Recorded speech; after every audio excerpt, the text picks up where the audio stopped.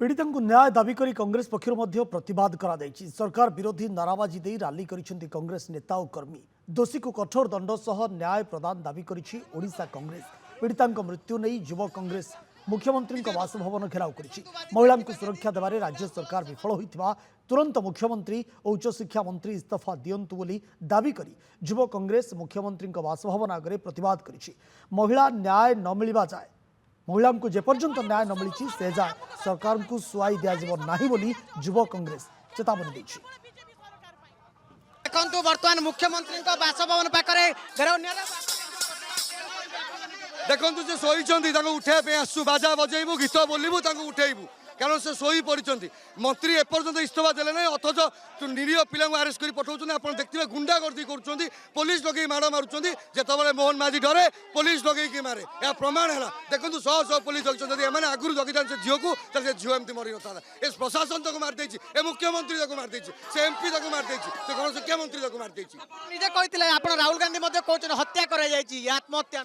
हाँ ये हत्या ही तो जो व्यवस्था तक मारी जाइए हत्या नुहे से चारिआडे बुला शुणिले ना से कौन कर हत्या होगा। 3 दिन पूर्व मरी जाइए आज्ञा गोटे झील ट्विट कर 3 दिन पूर्व मरी जाइए शब सहित भी नाटकबाजी सब को लेकिन राष्ट्रपति को देखा मैंने एत असंवेदनशील लोक एमाने जानी शुणी नाटक करनएसयूआई यूथ कांग्रेस को दायी करजे दोषी।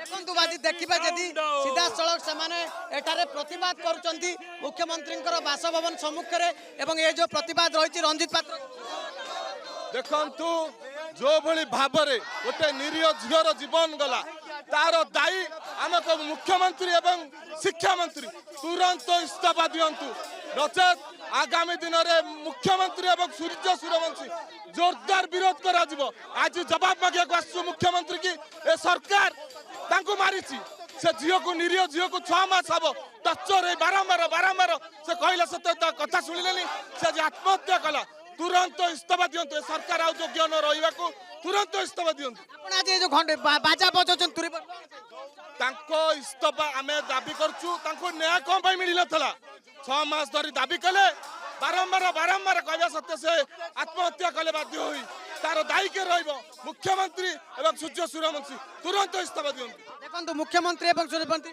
कोन कहबे आपण माने कालठु देखो आम 3 दिन है प्रतिवाद करूँ जेपर्यंत न्याय न मिली आम भी प्रतिवाद करूँ। देखो आम सरकार नैतिकता दृष्टि एपर्यंत इस्तीफा देदेवा दरकार किंतु से नैतिकता नहीं सी चाहूँ नारी समाज मत लोप पाई जाऊ नारी की सुरक्षा देवा आड़ 5000 टंका दे नारी को कहूँ आम सशक्त करुचु से नारी टी कौन सशक्त हाँपाई योग्य नाला ना जानी शुणी से मारिदे कुआडे से न बुली क्या तो अभियोग से न जणी किए मुह खोला किए रास्ता को आसला किए आम चाहूँ एभली अयोग्य सरकार एभली अयोग्य शिक्षा मंत्री ए पदर विताड़ित हवा दरकार आमको दरकार नहीं एभली नृशंस सरकार आमको दरकार नहीं। आम नारी समाज ये आज असुरक्षित केवल बीजेपी सरकार कौन कह उठा उठा उठा द्रौपदी उठा अस्त्र आउ कृष्ण आसबानी दबाकू तोता वस्त्र जो भाई आम अत्याचार बर्तमान महिला माने अस्त्र धरिया पड़ो पेपर स्प्रे मारिया पड़ो अंधभक्त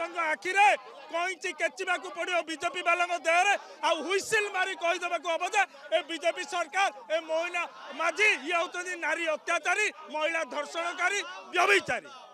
आपण माने जो कला परे मध्य किसी सरकार को ऊपर प्रभाव पड़ सरकार अंध सरकार काला हेले आ ओडिशा लोक मुक होई रहिबेनी ओडिशा लोक पार्टी खोलिबे जवाब देबे जो नियारे जली जाईची से पीड़िता से नियारे ए सरकार जली जीवो।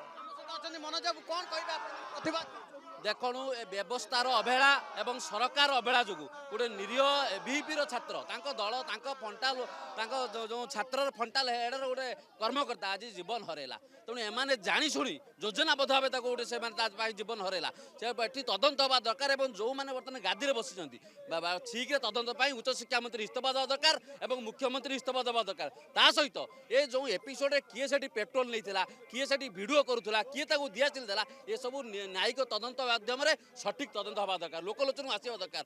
ଆମେ ଜାଣିଛୁ ଭଲ ଭାବରେ ଏବିପିର କର୍ମକର୍ତ୍ତା ତା ପାଖାପାଖି ଥିଲେ, କେମିତି ନ୍ୟାୟ ନେଲା ସେଟା ପଦାକୁ ବାହାରିବା ଦରକାର। ତେଣୁ ଏ ବ୍ୟବସ୍ଥାର ଅବହେଳା ଏବଂ ସରକାର ଅବହେଳା ଯୋଗୁଁ ଆଜି ନିରୀହ ଛାତ୍ରୀର ଜୀବନ ଗଲା। ସରକାର ଏଠି ଗୋଟିଏ ମୁହୂର୍ତ୍ତ ବି ଗାଦିରେ ବସିବାର ଅଧିକାର ନାହିଁ ତାଙ୍କର। ଆପଣ କ'ଣ ଏଠି କୀର୍ତ୍ତନ କରୁ ଆଜି ଆମେ ମୁଖ୍ୟମନ୍ତ୍ରୀ ବାସଭବନ ଘେରାଉ କରୁଛୁ, ତାଙ୍କୁ ବାଧ୍ୟ କରିବୁ, ପ୍ରତ୍ୟେକ ଦିନ ପ୍ରୋଗ୍ରାମ କରିବୁ, ପ୍ରତ୍ୟେକ ଦିନ ରାଜରାସ୍ତାରେ ଲଢ଼େଇ କରିବୁ, ଯେ ପର୍ଯ୍ୟନ୍ତ ସରକାର ଗାଦିରୁ ନ ହଟେଇଛନ୍ତି ଏ ଆନ୍ଦୋଳନ ଆହୁରି ଦୁର୍ବାର ହେବ।